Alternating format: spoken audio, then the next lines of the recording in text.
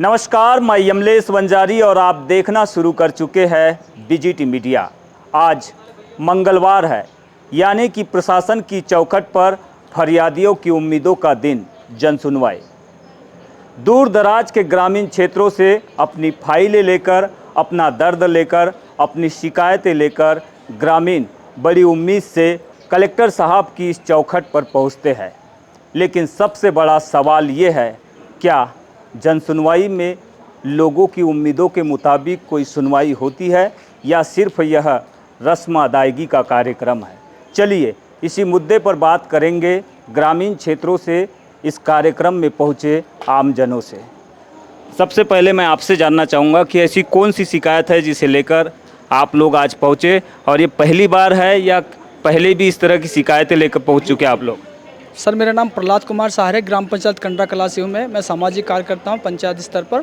जो आवेदन है हमारे साथ में कि ग्राम पंचायत कंडरा कला के अंतर्गत ग्राम देवटोला है। ऐसे हमारे गाँव जो 4 टोले हैं, न्यू बॉम्बे, देवटोला, कासपुर, कलकत्ता, आली टोला, ऐसे गाँव में जो हमारे ग्रामीण अंचल के लोग हैं। हमारे जो पिताजी, हमारे दादा बाबाओं से कई सालों से, हमारे 2005 के पहले जो हमारे घर से लगी हुई खेती को हमने कब्जा किया था, जिसपे हमको शासन के द्वारा, वन विभाग के द्वारा पट्टा भी जारी हो चुका है और कुछ लोगों को पट्टा जारी हो चुका। अभी हमारा न्यायालय में केस भी जारी है। मगर समस्या इस दिन आए दिन हमारे साथ ये बनती है कि जब भी बरसात का समय आता है तब प्रशासन के द्वारा, वन विभाग के द्वारा हमारे को वहाँ से जमीन को फसल उगाने के मना किया जाता है। वहाँ पर हमारे जानवर बनते हैं, हम लोग खाना खाते, लंच करते हैं वहाँ पर दोपहर के समय में, तो हमको वो झोपड़ी में मना करते हैं वहाँ रहने के लिए कि आप यहाँ फसल लगाएंगे नहीं। यहाँ तक के बोलते हैं कि अगर फसल लगाएंगे आप तो आपकी फसल को दवा मार के खत्म कर देंगे। इस प्रकार से हमारे साथ में हर समय बरसात के समय में इस प्रकार से परेशान किया जाता है। लोगों के पास पुराने गाँव का नजरी नक्शा वगैरह है? बिल्कुल, पूरा दस्तावेज है हमारे पास में। उसमें तो सब कुछ रहता है, कहाँ तक निस्तार की जगह है, कहाँ तक खेती की है, कहाँ पर पूजा स्थल है, कहाँ पर माता माँ है, सब कुछ तो रहता है। तो ये इस आधार पर आप लोग क्लेम क्यों नहीं करते? फिर क्लेम कर चुके हैं सर। हमारे पक्ष में क्लेम आ चुका है, हमारे पक्ष में न्याय भी आ चुका है और हमको आधे लोगों को हमको पट्टा भी जारी हो चुका है और हमारे केस भी चालू है न्यायालय में, अभी तक चालू है।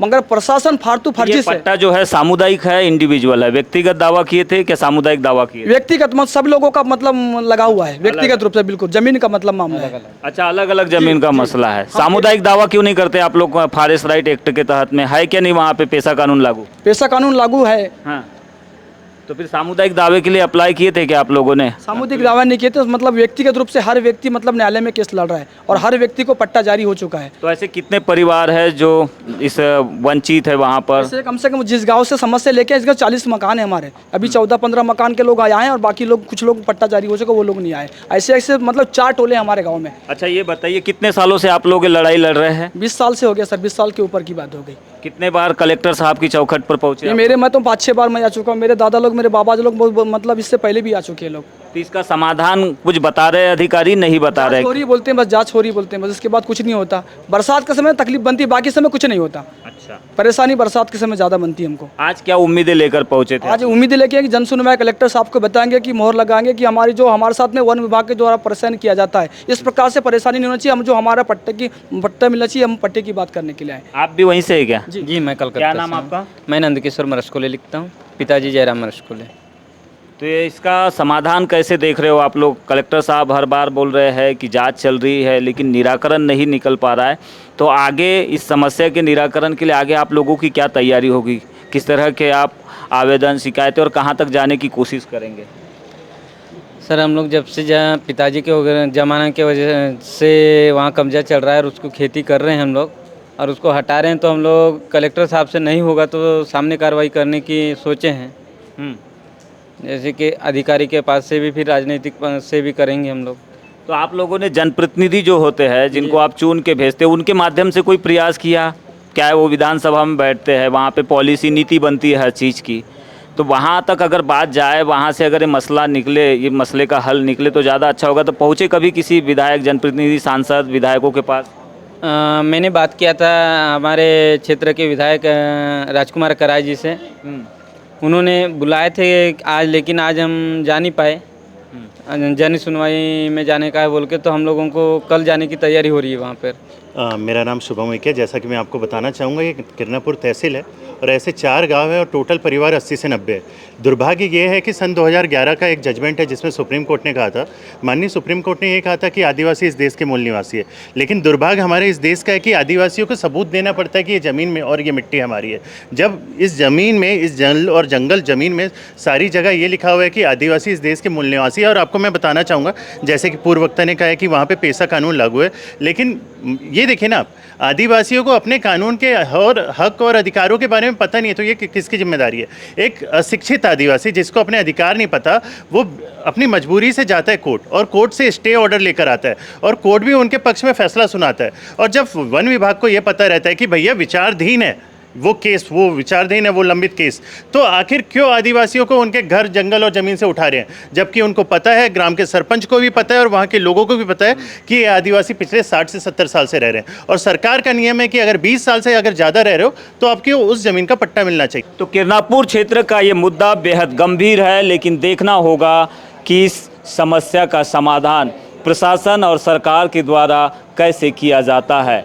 अभी तक की प्रोसीजर में इन समस्याओं का समाधान ना प्रशासन को समझ में आया है, ना ही ग्रामीणों को। ऐसे हालातों में क्या सरकार या चुने हुए जनप्रतिनिधि कोई कदम ऐसा उठाएंगे जिससे इन्हें राहत मिलेगी? दूसरा मुद्दे पर आते हैं। आप लोग गांगुलपारा क्षेत्र से आए हैं। गांगुलपारा जो कि फॉरेस्ट के लैंड के बीच में एक राजस्व वाला इलाका है और इरिगेशन की भी भूमि है वहाँ पर। क्या ऐसी समस्याएं हैं वहाँ पर जो उस गांव के लोगों को बार बार बारिश के दिनों में या फिर असमय इसी तरह से प्रशासन की चौखट पर पहुँचना पड़ता है?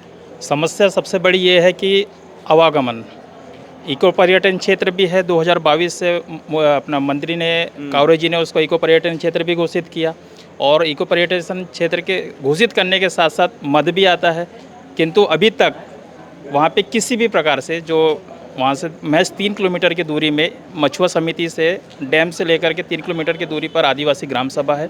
वहाँ पे 200 की आबादी में वहाँ पे लोग रहते हैं, जिसमें 20 के संख्या में हाई सेकेंडरी स्कूल के बच्चे हैं और 15 बच्चे प्राथमिक शाला के हैं और एक टीचर भी है जो कि उफनती नदियों से उस ग्राम तक 3 किलोमीटर वो पैदल हर बरसात के समय जाता है। हम लोग पिछले वर्ष भी कलेक्टर साहब के पास में आवेदन लेकर के आए थे कि जो समस्या है, मेन समस्या पुलिया का, यदि वो पुल का निर्माण यदि कर दे तो किसी भी प्रकार से, यदि इमरजेंसी की बात आती है, यदि प्रसव पीड़ा किसी महिला को होती है तो एम्बुलेंस गांव तक नहीं पहुंच पाती। क्यों? क्योंकि पुलिया ना होने के ऐसे सामने आए हैं। कुछ साथ में बच्चों की भी समस्या वहाँ पे जाती है। स्कूल के बच्चे 6-6 महीने तक के ब्लॉक हो जाते हैं, स्कूल तक वो जा नहीं पाते।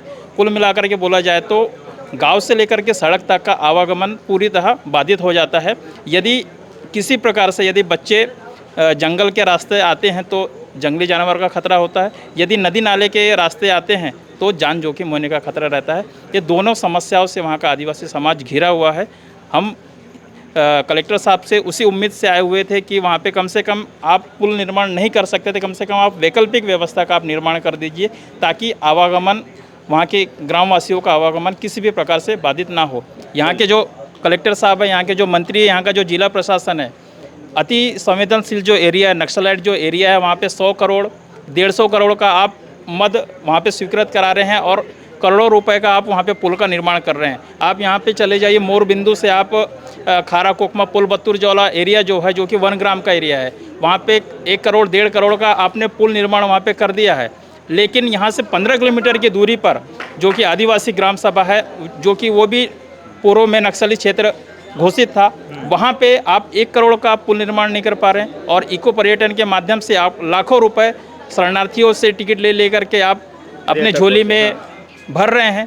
ऐसी गंभीर समस्याओं को आप निराकरण नहीं कर पा रहे हैं। ऐसी इस समस्या को लेकर के हम आज ग्रामीणों यहाँ पे आए हुए थे कलेक्टर साहब के पास। धनीराम जी, आप ये बताएंगे कि लास्ट समय वहाँ पर पूर्व मंत्री के प्रयासों से ही सुदूर सड़क वहाँ पे निर्माण हुई थी, उसकी क्या स्थिति है और वो रोड अभी वर्तमान प्रेजेंट टाइम में, वर्तमान समय में किस हालात में है? क्या आवाजाही लायक है वहाँ पर? रोड तो जैसा भी है अभी ठीक है, पर जो नदी नाला में जो मुरूम डाले थे वो कट के तालाब में चले गया। पाइप पुलिया पूरे बह गए? पूरे बह गए। तो हम वही चाहते हैं कि वहाँ पुनः बड़े वाले पाइप या गोड़ा वाला पुल बने, कलवर्ट बॉक्स वाला। हाँ, उसी में वो रोड सक्सेस होगा, नहीं तो वो हर हमेशा डालते रहेंगे, वो निकलते जाएगा। वो दूसरी कोई चीज़, आपका ये जो गांव है पर्यटन गांव भी है, आप लोगों की एक सामाजिक ग्राम सभा भी है वहाँ पर, तो कोई इसका बेनिफिट मिल रहा है शासन प्रशासन की ओर से आप लोगों को? उसका कोई बेनिफिट नहीं मिल रहा है। उसको हम पिछले बार कलेक्टर साहब को विज्ञापन भी दिए थे कि उसको ग्राम सभा में दिया जाए वो सातनारी वाटरफॉल को, तो अभी तक कोई उसका निराकरण नहीं हुआ।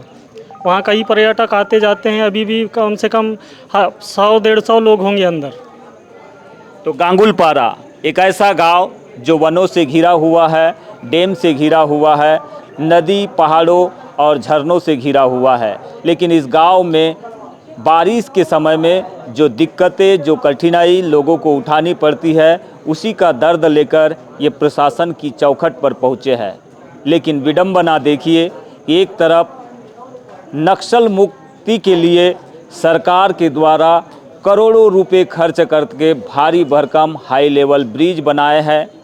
उदाहरण के तौर पर खारा कोकमा का इन्होंने नाम दिया है, जहां 15 घर, 2 घर और कहीं कहीं तो 1 घर का व्यक्ति है, वहां तक करोड़ों रुपए सरकार खर्च कर सकती है, तो फिर गांगुलपारा में लोगों के आवागमन के लिए 4 कल्वर्ट बॉक्स पुलिया के लिए राशि क्यों नहीं जारी कर रही है? यही दोहरा मापदंड है जिसे लेकर गांगुलपारा के ग्रामीणों ने सवाल उठाया है। देखना यह होगा कि शासन प्रशासन का दिल इस गांव के प्रति कब तक पसीज पाता है। कैमरा सहयोगी कमल के साथ बीजीटी मीडिया के लिए कलेक्टेड बालाघाट से मैं यमलेश वंजारी।